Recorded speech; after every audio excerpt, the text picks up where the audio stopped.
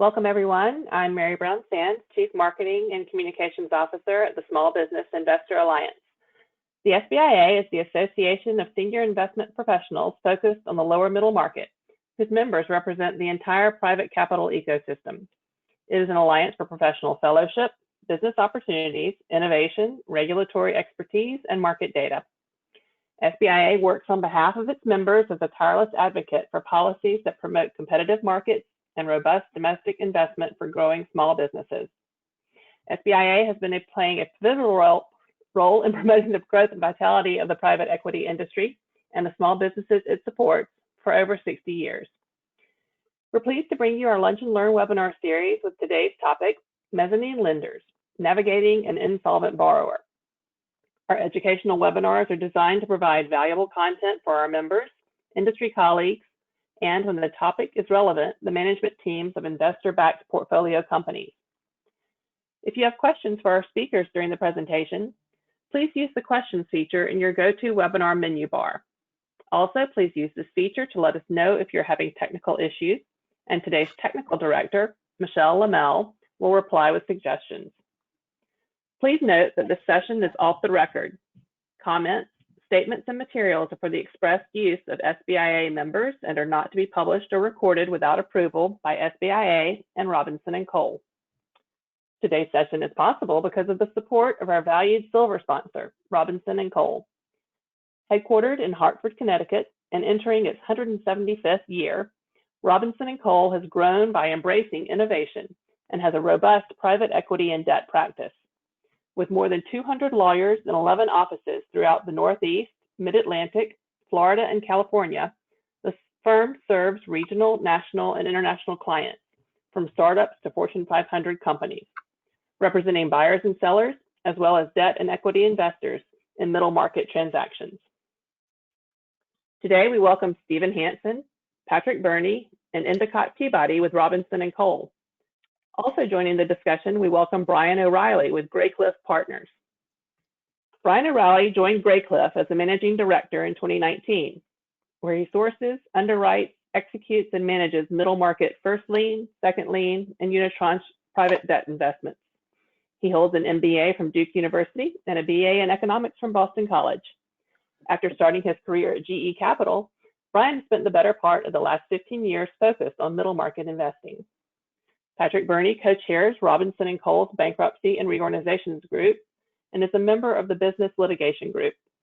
He has extensive experience with complex transactional, litigation, and advisory work related to the debtor-creditor relationship, including restructurings, Chapter 11 bankruptcy cases, workouts, and prepackaged Chapter 11 matters. Endicott Peabody, known to colleagues as Kit, is a member of the firm's Business Transactions Group. He has spent more than 16 years advising clients on transactional and general corporate matters. Kit has significant experience helping public and private companies, private equity firms, commercial banks, and other major lending institutions with complex M&A and lending transactions, problem and distressed loan restructurings, loan workouts, and bankruptcy and insolvency proceedings. Finally, we welcome Stephen Hansen. Steve has more than 20 years of private equity experience dedicated to mergers and acquisitions and venture capital and emerging companies. He is a member of Robinson+Cole's Business Transactions Group, where he specializes in middle market and lower middle market deals, assisting clients with mergers and acquisitions, leveraged buyouts, joint ventures, and equity and debt financings. Steve, it's my pleasure to turn the virtual podium over to you to get us started. Great, thank you, Mary Brown. And thank you, SBIA, for organizing today's event and for generously inviting us to share our thoughts today. And thank you to everyone who has joined us today for sharing a part of your busy day with us. We are, of course, happy to provide all of you with an interlude from the excitement of the past 24 hours, and we do promise to get you right back to your favorite news channel within the hour. Today, we are going to focus on the very specific scenario of a mezzanine lender having a borrower that is insolvent, and where the equity sponsors decide it will no longer support the company. So now it's up to the lenders to decide how to maximize their recoveries. And we'll assume, for purposes of our discussion today, that the mezzanine lender has a second lien and we'll try to touch a little bit on the potential pluses and minuses of that as we get into discussion. A few of the recent seminars that have done a really nice job, I think, of covering a number of the topics that are related to ours. So we may touch on some of those over the next hour or so, but we're going to try and engage in more of a free-flowing back and forth discussion about the more practical, business considerations and how those interplay with the legal and documentation constructs that we put in place for these deals. So that's why we've asked Brian O'Reilly to join us to try to keep us lawyers on track and focused on what those of you out there would be focused on in this scenario. And so hopefully we'll do that. To kick us off, I think it's worth getting a quick refresher, revisiting the sort of broad statutory legal construct that a mezzanine lender would be working under in this scenario, as well as touch on the key documentation considerations that would be at play. And so I think with that, I'll ask Patrick to take us through the legal framework we'd be navigating, and we can then refer back to that as we get more into our discussion a little bit later. So thanks. That'll hand it to you, Patrick. Yeah, thanks. I appreciate that. And one of the issues that we talked about when we were prepping for today's session was this concept that the statutory framework can consume hours and hours of a webinar. In fact, I did a webinar that talked specifically about the legal construct about 2 or 3 weeks ago, and the matter consumed about 3 hours. So I'm going to do a very high level. Steve promised that he's going to shut me down if I take out too long. But it's important for us to understand as we approach the next hour what the actual legal framework is in the event there is some type of default or insolvency situation, and the participants, regardless of their tier or tranche, are interested in understanding what is the legal construct in terms of what they actually can do. Starting at the beginning, because in often situations there's a security interest is Article 9, and we often look first to Article 9 to understand what our rights are under the Uniform Commercial Code. A secured creditor can enforce its security interest rights, take possession of real property without breach of the peace via judicial repossession. Obviously, if it can't consensually with the borrower gain access to its collateral, it has to run into court for purposes of commencing either a replevin or a foreclosure action. Once the lender takes repossession of the collateral, has to sell the property in a commercially reasonable manner through public or private sale. Foley Hoag a few weeks ago did a presentation where they talked about case law across the country, but most particularly in New York City, where because of the COVID-19 situation, there have been concerns about the ability for a secured lender to sell the collateral in a commercially reasonable manner. And stay tuned. I think that's going to evolve. As the courts unfreeze, it may not be such an issue, but certainly is one that we need to confront today. Outside of an Article 9 foreclosure, I've had recent experience with state and federal court receiverships, which is what I would call an alternative to bankruptcy, where a secured lender will run into court using as its base the receivership provisions of the loan documents for purposes of having a court-appointed officer take control of the debtor's assets. Oftentimes, the control is geared toward an actual sale through a court process with a court order entered permitting the sale.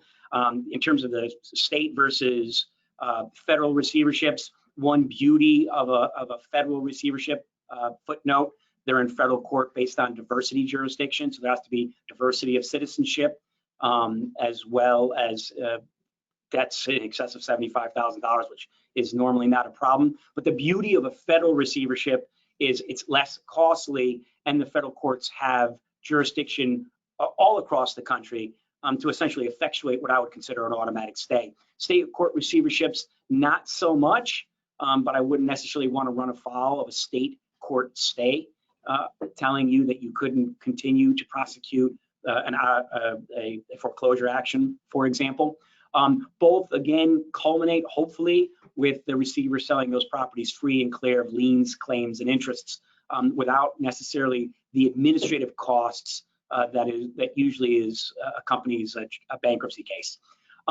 Two other things that we've been seeing more and more of. Again, I look at these statutory procedures as ways to reduce the cost or publicity involved in attempting to take control and liquidate an asset. One is the assignment for assignment for the benefit of creditors.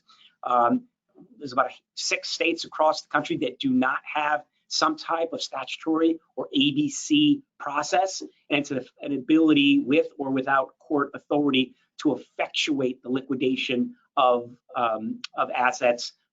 Usually definitely need secured creditor consent. Oftentimes you need unsecured creditor consent, but it's a way to liquidate in a less formalized process.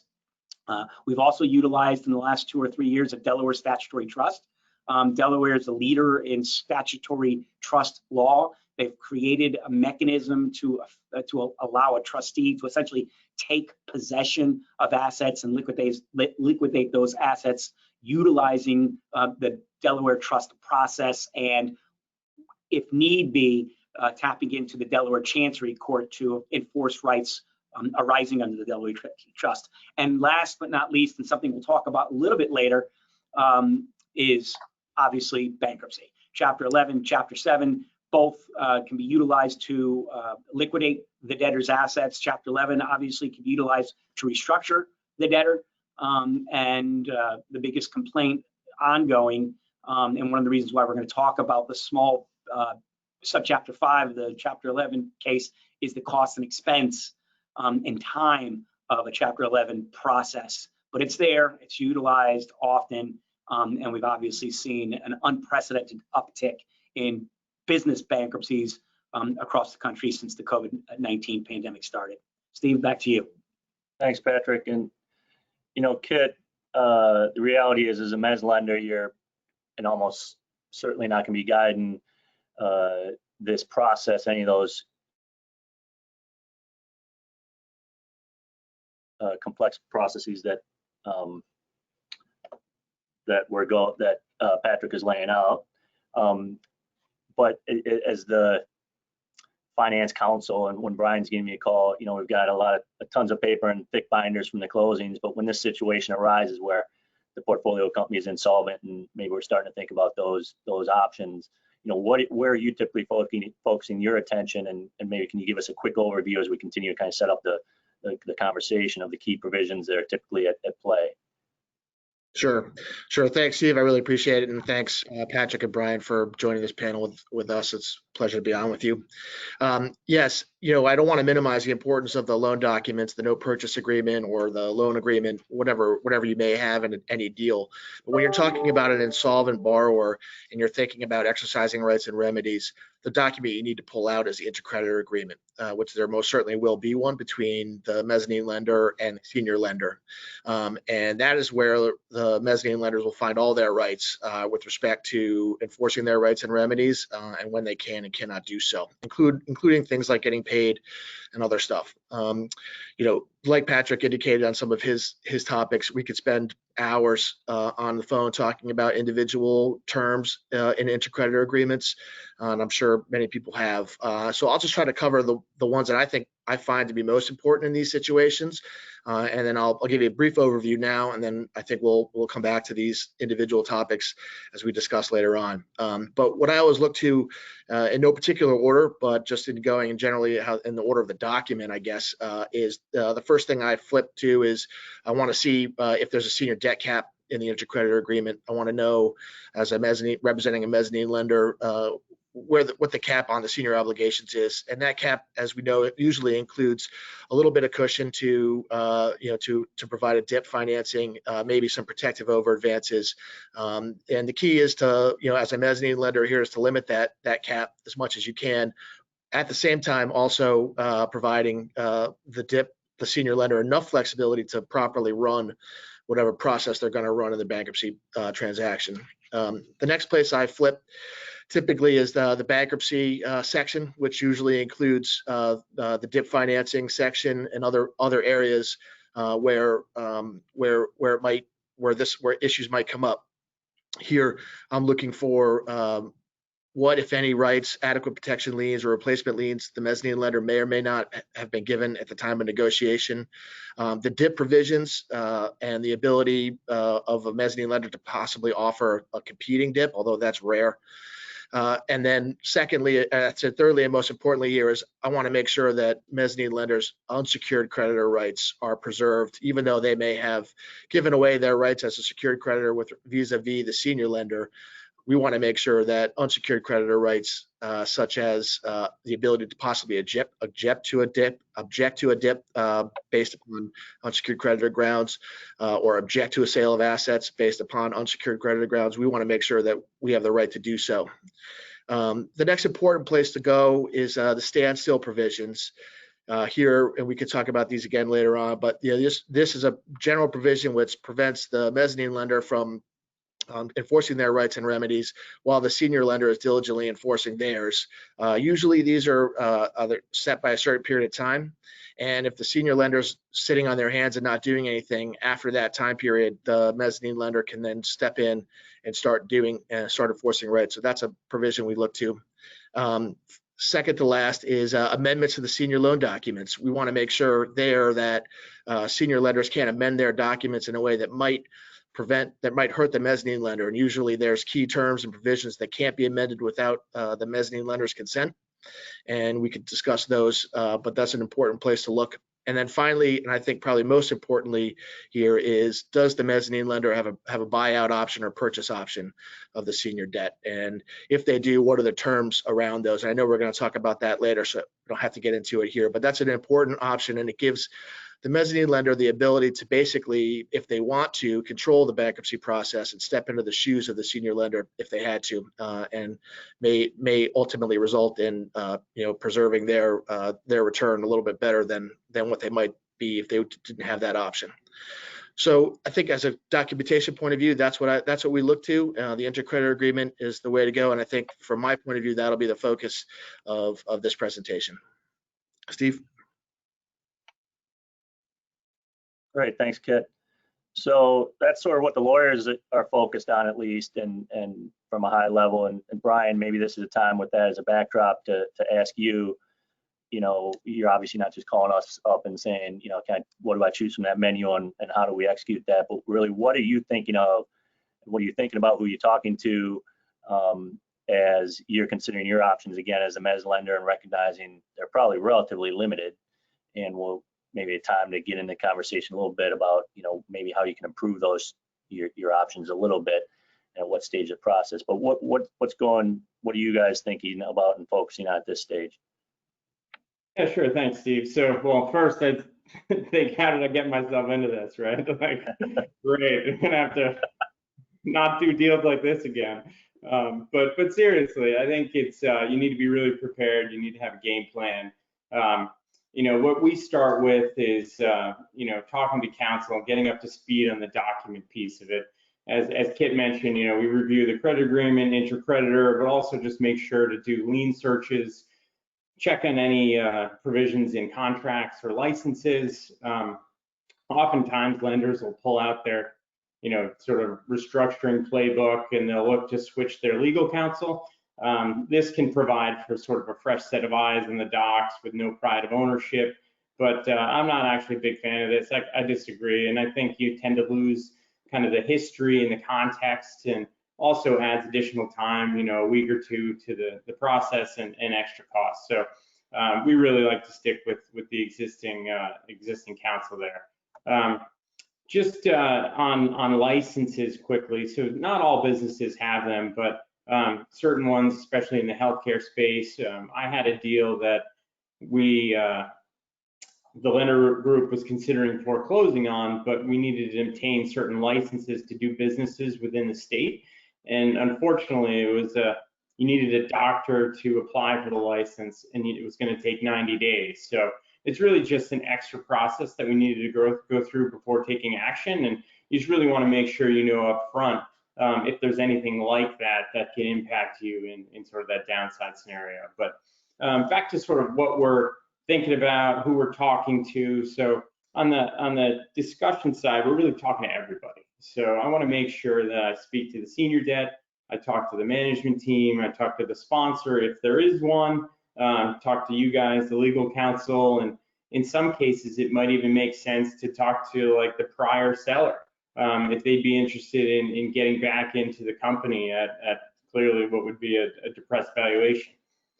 So I really just want to make sure that I understand the key stakeholders, what they're thinking, and what their motivations are, so that we can kind of get in front of something if needed. One example we had just recently, we had a portfolio company that was declining due to COVID, and for months we were in the mezz position. We had a senior lender and an equity sponsor who wasn't keen on investing any additional equity in the business, and the senior debt was fine for months and months.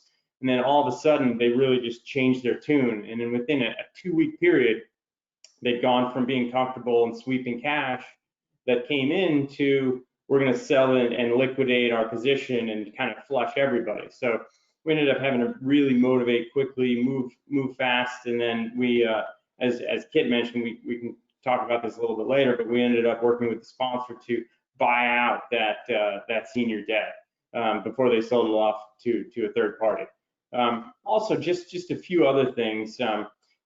Before you decide if you want to own the business, you need to kind of analyze and do a full re-underwrite on a business, right? You want to say, all right, why did this company fail, and is it going to be any different going forward? And that can really set the tone for what you decide to do here, right? Whether it is pushing for some kind of liquidation or selling of some assets and figuring out just to get some percentage of what you've invested, or is it really sort of a growth case where you can get back your money or maybe even a little bit more?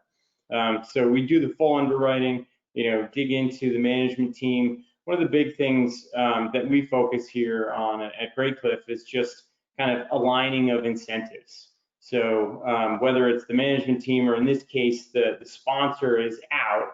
So who do we want to be at the business to be kind of driving the company forward and trying to grow it? So ideally, you've got the right management team in place, and what we like to do is make sure that they're heavily invested into the business, so that all of our interests are aligned. And that can be, it doesn't have to be millions of dollars, but just some kind of check that is important and sort of meaningful to those individuals. And we feel that, it makes a difference where they're not just have kind of the option upside where if it goes well, they make a lot of money, but there's that kind of extra incentive to not lose that money that they had invested. And even if it's only $50,000 to $100,000, it can be meaningful. And we think that's pretty important. Some of the other things to discuss is really just, if there is extra capital required, do you have the money in your fund, right? There are many times when you have these transactions that start to go sideways, they're really the last ones in your fund. And oftentimes you may not have the capital. There are certain ways to get capital. You could do a borrow against the fund or what's left.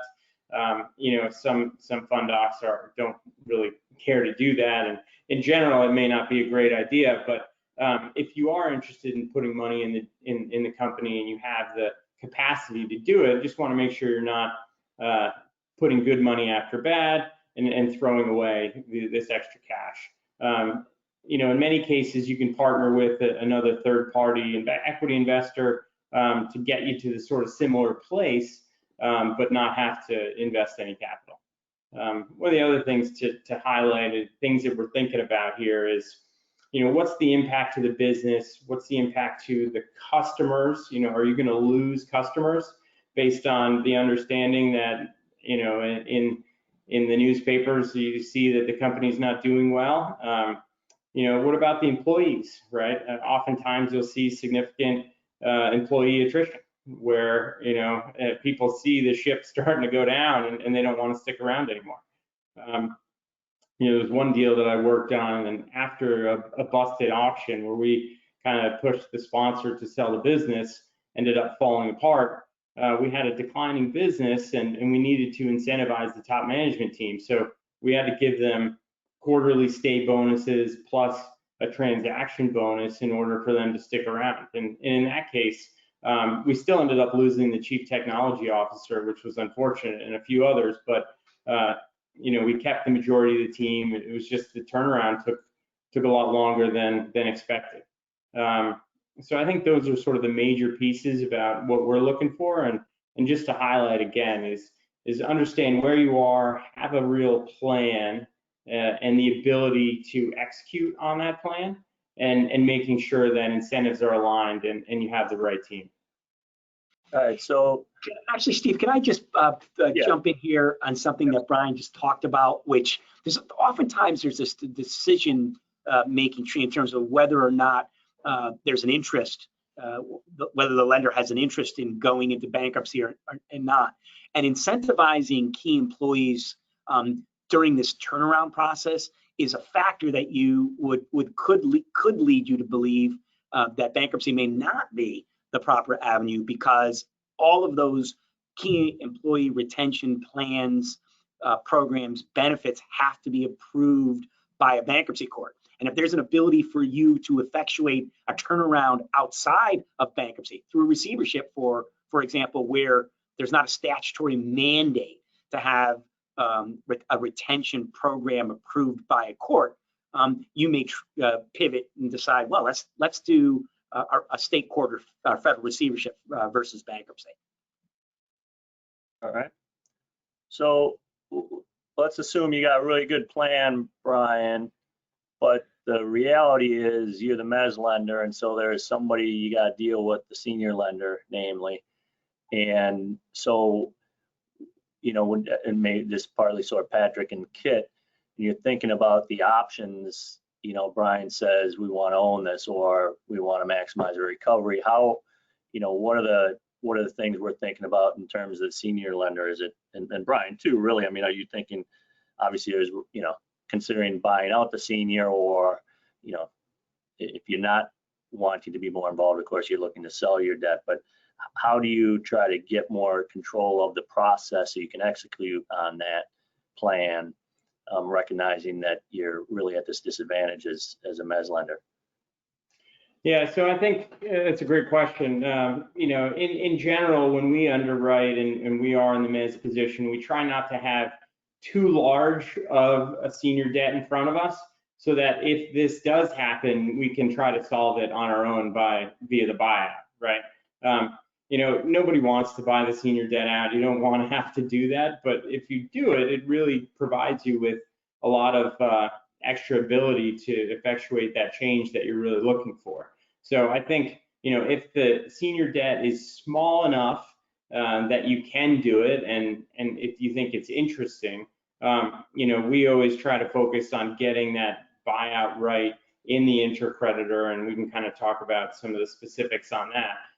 But also having it, the ability to buy that out when we decide, and not always just when the senior debt's deciding. But I think it's an important piece to have, where we do look to buy out the senior often, or at least make sure that the senior is working with us and is a good partner of ours. Obviously with the SBIC, oftentimes the senior debt is going to be one of our LPs, right? And so we have good relationships there. But in the end, they're going to, think with their pocketbook and make sure that they make their money back, and just, that senior debt buyout oftentimes is the only thing, or the best thing that you have to do.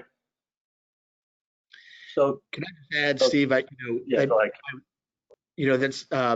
and Brian's point is, I think, right on. And what's critical here, and it's obvious, it may be obvious to everybody, but I'll just say it, that you're not negotiating the intercreditor agreement on the day of bankruptcy or the day of the company's going insolvent. You're negotiating it in advance. So it's important to include these types of provisions at a time when you may think you're never going to be using them or utilizing them.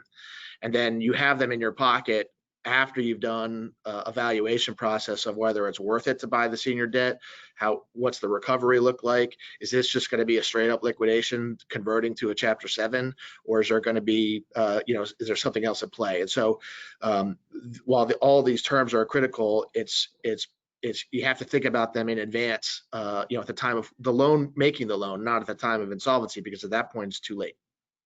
You know, and I'll have to ask Brian this question, put you on the spot, and don't disclose any trade secrets. But you know, in an economic downturn like we've seen, arguably have seen over the last 2 or 3 quarters, does your approach to negotiating intercreditor agreements change, or has it changed versus when you're in a bull market? Yeah, that's interesting. So I would say no, just as a whole. You know, we've always been pretty focused on some of these things like senior debt cap and the buyout rights. The only thing that would change really, or has changed, is really our appetite for risk in our underwriting. So it's less so much in the negotiations of the documents and more on, you know, are we actually going to loan money to this business or not? Kit, you know, we've mentioned the buyout rights. What are the ways that we're trying to influence the senior and sort of try to exercise some semblance of control in this process, one way or the other? Sure, no, good question. I think, you know, as Brian indicated, you know, the key to these, when you have an insolvent borrower and you have a senior lender that's exercising their rights, is having some ability to not necessarily control the senior lender, because of course mezzanine lenders don't have that, but at least a place at the table to be included in discussions. And so while all these terms, senior debt cap, standstill, amendments to loan documents, you'll find these in every intercreditor agreement. What's important is giving the mezzanine lenders the maximum amount of rights in order to be able to, you know, at least participate in this process and not just have to sit there on their hands.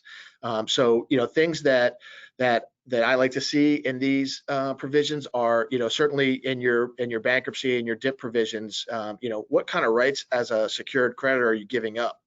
You want to be able to be not necessarily participating in the DIP. I don't mean as in terms of funding it, but, you know, being part of the discussion for the DIP. And so if you've preserved unsecured creditor rights, you can at least you know, have a place at the table. You know, we talked about the buyout option. I think that's a great one to negotiate in advance, even though some people don't think they'll ever use it, because why would you want to buy the senior out? But it's an important one, and there's important terms. You know, there's important nuances to that provision. It's more than just buying out the senior. That's the end result. But the bottom line is, you know, how often can you have an opportunity to buy the senior, upon what events have occurred that enable you to buy the senior, at what price, you know, how long do you have to actually do it?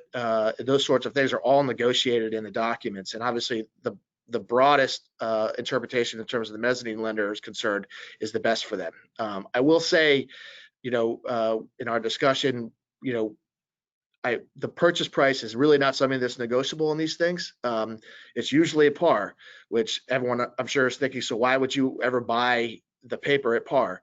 Well, you might decide from a valuation point of view that it makes no sense to do so, in which case you wouldn't do it. But if you did think there was an ultimate possibility of recovery, or maybe a reorganized company that you wanted to be a part of, you might consider buying it at par in order to then not only control the bankruptcy process and maybe do a DIP yourself, but also prevent the senior from selling the loan to someone else, such as a venture fund or some kind of vulture that's just coming in to liquidate. And so, so those are important terms that I think you know, mezzanine lenders should be aware of at the time of making the loan when negotiating these documents, and not wait till it's too late when the company's insolvent. Hey, Kit, quick follow-up question on that. And I know we talked when we prepped about the term market, but would you say for a mezz lender that having the rights of an unsecured creditor in the intercreditor agreement are essentially market? Is that something that should always be there? And then the follow-up question to that is, you know, how do you get to enhanced rights? Right. Sure. I believe that it should always be there. It's not always there, although I find it not persuasive when a senior lender says that it's not market. I think it's a term that's usually there. I think mezzanine lenders and their attorneys have negotiated this enough over the years where that it appears. And so, you know, it's usually there, and it provides some additional protection. In terms of getting enhanced rights, it's more of just a matter of the negotiation. You know, if you're a small mezzanine lender, you know, up against a big, you know, senior, revolving term lender, they may look at you and say, hey, listen, welcome to the deal, and don't argue with us. Alternatively, in a situation where the mezzanine lender and the senior lender are more partners, financing a company in a capital structure, then there's more rights, and you can certainly argue for more rights. Those might include being able to provide a competing DIP, which isn't very common, but I've seen it before, or being able to participate in the sale or a credit bid or those types of things. And so I think that's the way to approach kind of getting some enhanced rights. Yeah, that could be one of the benefits of doing deals where you have relationships with the sponsors and who also have relationships with senior lenders, where people maybe are more comfortable with each other and willing to consider yielding a little more than usual, perhaps.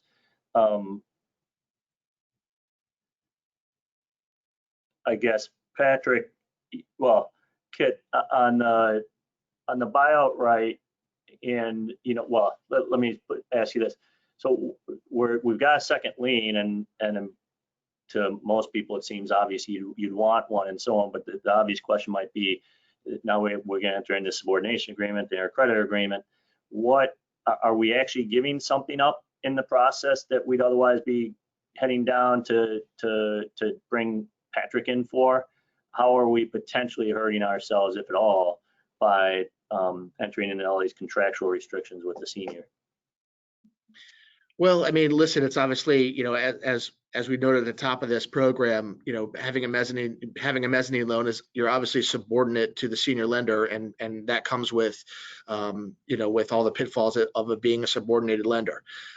So really, you're already giving up rights to begin with. It's just a matter of, controlling that process the best you can, and making sure that the mezzanine lender is more of a part of the insolvency process in terms of enforcing rights and remedies, as opposed to just sitting behind the senior lender waiting for them to do whatever they want. Okay. Patrick, so Brian has called and said, we want to own this debt, or we otherwise have this plan and it's to own the company, or at least control the process. How is he actually effectuating that? I mean, the simple way, of course, call up the senior and say, I want to buy your debt under the buyout option, but sort of take us into the statutory construct. Sure, and I will tell you, I have, clearly not from Brian, I have had clients over the years who believe that, when the debtor is insolvent, they take, they essentially take assignment of the debt, purchase the debt, whether it's through a purchase option or otherwise, and believe that that's it. That's the end of the day, that they could walk in and take possession of the company and begin running the company. But unfortunately, that is not the way it usually works. It's a loan to own strategy. And I'm taking the loan to own strategy in the context of a bankruptcy, because that's where I'm usually dealing with it. But it has its risks, it has its costs, and it's time consuming. But there's no doubt that the purpose in the first instance, in instances where I'm called in to provide guidance, is because the mezz acquires the senior position, believes the senior position is the fulcrum security, and its intent is either to negotiate a plan or to exercise its credit bid rights to take possession of the debtor and convert its debt to equity. Usually that happens in the context of a Chapter 11 case, through what we call debtor in possession loan to own strategy, where essentially the lender comes in either through a roll up or just new cash. Usually it's through a roll up, where you're rolling up your old debt into a new DIP, and you're as conditions of providing the new money are requiring the debtor to agree to certain milestones for retaining an investment banker, for getting approval of bidding procedures for the sale price, identifying the debtor in possession lender as the stalking horse bidder with certain breakup protections. and any one of those milestones are not met, and ultimately potentially a 363 sale order or a confirmed Chapter 11 plan, which is not market, if you will, today. It's more in a context of a 363 sale. But if the milestones are not met through a debtor in possession order entered by the bankruptcy court, then the secured lender has the opportunity, or the mezz who's acquired the senior secured lender has the opportunity to call defaults, seek relief from stay, and either out of court or in court foreclose on its assets. Interestingly enough, we see not only through this concept of purchase options, but also just in the market, borrowers looking for opportunity to acquire through the bankruptcy process the fulcrum security to effectuate a loan-to-own strategy. What options do we have? Let's say that the senior lender isn't really cooperative or isn't really exercising its rights, or is slow playing, whatever, it's dragging its feet. Do we have any options for sort of pressing them, either typically, or are there thoughts on how we should be thinking about we could do that more? Sure. Well, the first thing you can do is you can look at your standstill provisions in the intercreditor agreement. So usually those say that, the mezzanine lender, the subordinate lender can't exercise any of its rights while the senior lender is diligently doing so. And if they're not doing so, then after the period expires, and that period can run from anywhere from 90 to 270 days, but that's negotiable. After that period expires, the lender then start enforcing their own rights. And then, of course, like everything, it's still subject to the senior lien, but at least the mezzanine lender has the ability to start exercising rights and remedies. I will note that with respect to standstill periods, the key nuance there is that the senior lender is diligently exercising its rights. So if the senior lender is, for example, doing a foreclosure sale, the foreclosure sale takes longer than the standstill period, but they have been diligently working on the foreclosure sale throughout. Even if the standstill period expires, that still doesn't necessarily enable the mezzanine lender to immediately start their own foreclosure sale. It does. The benefit to the mezzanine lender is really the type of situation that you just described, Steve, where the senior lender is basically not doing anything and letting the company, devalue while the mezzanine lender is just stuck behind them. And in those situations, that really gives the mezzanine lender the ability to ramp up the rights and remedies procedure. Other than that, once you're in court, of course, there's ability to object. If you preserved your unsecured creditor rights, you can object to DIP financing or asset sales on the basis that they're not beneficial to the estate, not so much necessarily to you as the second lien lender or the subordinate lender there. So those are ways that once you're in court, that you can start gumming up the works for the senior. I've also been involved in transactions where a mezzanine lender has provided a DIP, even though the intercreditor agreement said they couldn't. And unfortunately, we never got to the point of actually funding the DIP because it forced the senior lender to deal with the mezzanine lender more than they were intending to do so. So we didn't get anywhere with the court. So I can't tell you how the judge would have reacted to that. But just the threat of doing it and the providing a DIP motion was enough to get the senior lender to start reacting differently. So when you're giving up? Go ahead, Patrick. No, I just say that's a fascinating move and an aggressive move on the mezz, and I think it's a great way to get the senior secured to wake up and react. And Kit, so when you give up your right to object in bankruptcy, what does that practically mean? What are the types of things you'd otherwise, as an unsecured creditor, be looking to try to do that you're now precluded from doing by virtue of having entered into the intercredit agreement or subordination agreement with the senior lender? Sure. You might object, or you might object to the senior lender's liens. You might suggest that they haven't properly filed their liens, or that they're technically not the senior lender. You might do that, which you can't do when you enter into an intercreditor agreement, or most times you can't.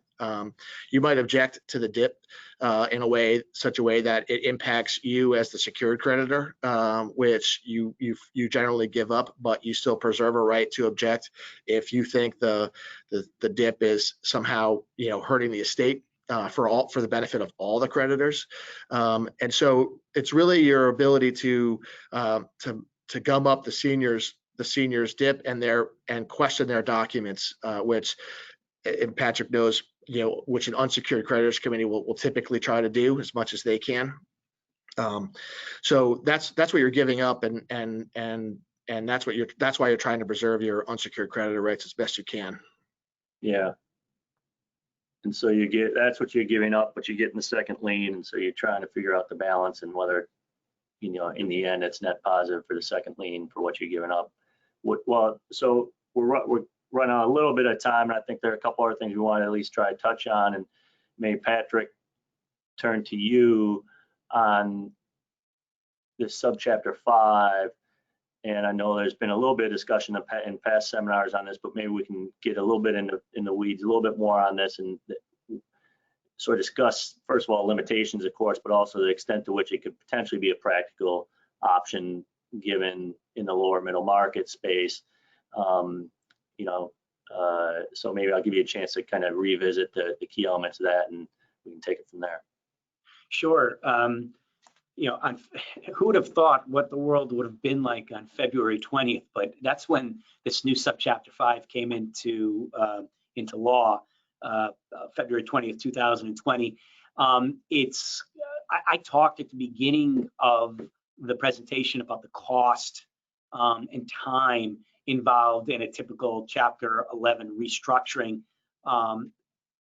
The purpose of this new subchapter 5 was to alleviate a lot of the time and cost and expense factors that drive up the transaction costs involved in a Chapter 11 case. A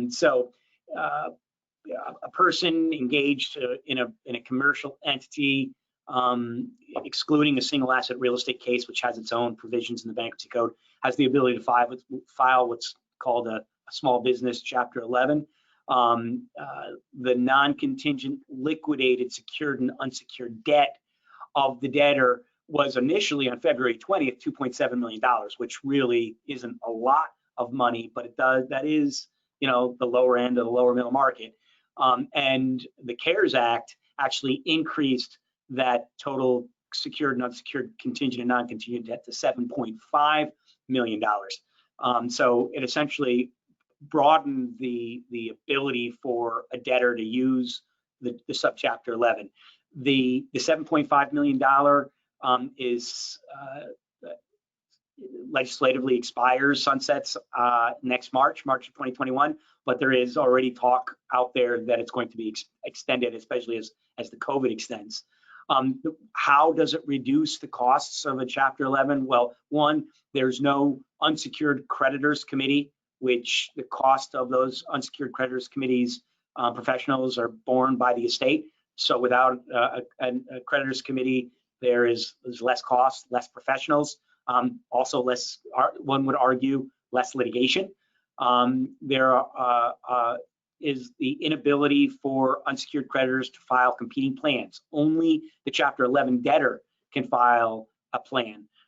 There is a specific time period, 90 days, I believe it is, where 90 days after the petition date, where the debtor actually has to file its Chapter 11 plan. It's easier to retain counsel because the lawyer who is retained can have a debt that's owed to the firm prior to filing bankruptcy, which is usually a prohibition in a Chapter 11 case. The key, and for purposes of this presentation, Steve, is this concept of the absolute priority rule, which Kit talked about earlier, and Brian actually talked about earlier too, I believe. And it's the concept that in order for the equity to retain ownership in a Chapter 11 reorganization, all of the capital structure above the equity has to be paid in full, absent an agreement by that party, or the equity has to contribute new value in order to effectuate a plan. Under Chapter 11, subchapter 5, the debtor does not have to provide new value, and he doesn't have to satisfy the absolute priority rule. All the debtor has to do is commit its disposable income to plan payments through either a 3 or 5 year period in order for it to retain its ownership and control of the company. Again, another sort of what I would say an enhancement to get a debtor to file a Chapter 11 for purposes of restructuring. And finally, under the existing Chapter 11 case, or Chapter 11, administrative expense claims have to be paid 100 cents on the dollar on the effective date of the plan, absent an agreement by the administrative claimant. That's not the case in the subchapter 5. The debtor can stretch out the admin payments. I know you're not our legislative liaison, but is there any sense of whether that debt cap is going to be extended, or is there a strong principle behind the lower amount under ordinary circumstances? Yeah, I didn't look at the legislative history in terms of why that 2.7 number came about. This actually came out. There are a lot, even the folks who are on the Hill said that this subchapter 5 kind of came out of thin air back in August of 2020. That's when it was enacted.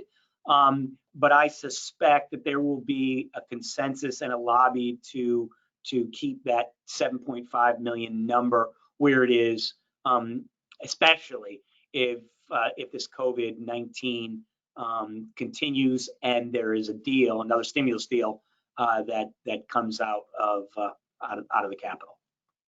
Okay, so we got one question, but real quick to finish this up, Brian, when you learn about and hear about subchapter 5, do you say to yourself, it's too small, impractical? I mean, we had a recent situation where we had we were talking to a company about potentially using it, but it was thwarted. It would have worked perfectly, I think, but was thwarted by the fact that the key creditor was a landlord, and the owners had personally guaranteed the lease, so they were still stuck with that and weren't going to be able to go through this process. But when you think about this, is it practical? Is it sort of like, it's a nice thing to hear about, but we're really kind of above that? What are your thoughts on it? And then let's jump back to this question so we can be responsive on that. Yeah. I mean, I think on the smaller side of it, that 2.5 or 2.7 million, it's probably just a little bit too small for us. In general, we try, our debt is usually at least 8 million and oftentimes up to 20, 25.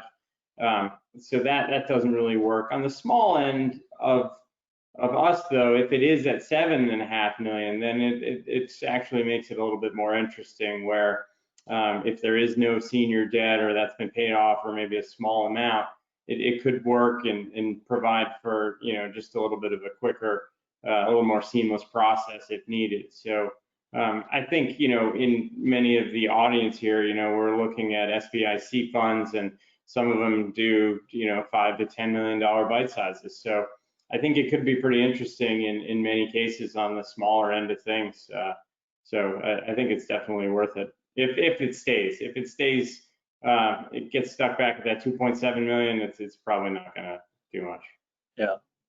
So one question we had was, to what extent as a mezz lender is it important to be able to prevent the sponsor from being able to buy out the senior, to prevent them from really being the ones that take control? Maybe Kit. Brian, yeah, no, that's a great question. Thanks for whoever posed it. And I'd like to hear Brian's thoughts on this from a business point of view. But I can say that in every deal that I've ever done, we always want to prevent the sponsor from buying the senior. Unfortunately, that's not something you deal with in the intercreditor agreement, but you do deal with it in your loan agreement, your note purchase agreement, however you style your mezz documents. You want to prevent, you want to prevent the borrower from agreeing to any assignments by the senior into the sponsor that you can. And it's hard because you're not necessarily in contract with the senior, but you want to prevent them from agreeing to any assignments to the senior, or you can have affirmative covenants in the documents. You can also try to put in the intercreditor agreement preventing the senior from doing assignments, but what they'll end up just telling you is they'd prefer just to give you a purchase option to prevent them from doing so. And so I think it's important, something to try to restrict. Also, as a mezzanine lender, you usually have the ability to provide some comments of the senior documents at the time, and that's one that you can make and can be negotiated. But Brian, what are your thoughts on having the sponsor purchase the senior debt? Yeah, so I'm really adamantly against this one. Certainly in the documents, it ends up being a little bit more gray area when it comes to in practice. And if you don't want to buy out the senior, but the equity is okay with doing it themselves. So we always have the prohibition in the credit agreement to start. But what I think that gets you is a seat at the table, right? So then the sponsor would have to come to us to buy out that senior debt. And we actually had one relatively recently where we negotiated this, but there's where we just didn't really want to put the money up, and we could have, but we just decided against it, and the sponsor was okay with doing it. But the only way we did it was we put significant restrictions on that, what the senior debt could do once the sponsor owned it, right? So it was effectively just kind of an economic decision because the senior debt was making a lot of noise, and then they would have the economic interest. But a lot of the things that they would typically have as owner of senior debt, we would not allow. So I think there's some creative ways to get around it. If you know, for example, we did sort of like a token investment in the senior debt, but the equity did the majority, and then we kept the agency, that would give them the economic benefit, but we would really be controlling that tranche. That's certainly one way to go about doing it. And then, you know, the last piece, like I said, is just adding significant restrictions on what they can and cannot do, and really just giving them the economic benefit versus some of the other benefits that they have with owning the senior debt. I'll tell you, I know this was posed in the context of a foreclosure, but if you're in bankruptcy and this was to happen, first the bankruptcy court is going to really scrutinize the transaction and the sponsorship's right to credit bid if it's exercising a loan to own strategy. But I also think it also provides the mezz lender with a right issue to litigate in the context of a 363 sale if the sponsors ultimately purchased the senior secured debt. All right. Well, I promised everyone you can get back to checking for updates and stuff within the hour. I got 1 minute. If there are any other questions, we're happy to take them. Otherwise, we'll hand it back to you, Mary Brown. Great, Stephen. Thank you. And gentlemen, thank you for this timely conversation. We appreciate the expertise that you've so graciously shared with us today. A replay of today's webinar, along with presentation materials, will be available on our website at sbia.org, where you can preview the previous webinars and materials as well. Our next Lunch and Learn webinar is Thursday, November 12th at 12 noon Eastern Time, and will feature a discussion on managing your fund through uncertain times. This unique session will feature SBIC industry legal icon Mike Stabler and Tom Morris, Small Business Administration's Acting Deputy Administrator in the Office of Investment. In addition to continuing the SBIA webinar series, the SBIA is planning a robust offering of virtual, in-person, and small group networking events for 2021. These events are designed to maximize networking, keep you informed on current industry trends, and provide vital advocacy for the lower middle market private equity industry. Stay tuned for details on future events by visiting the SBIA website at www.sbia.org and by following our LinkedIn and Twitter accounts. Finally, if you are not an SBIA member and would like to learn more about joining our organization, please contact my colleague Alex Frick by calling 202-628-5055 or by emailing membership@sbia.org. Thank you again for joining us in our webinar today, and we look forward to having you again soon.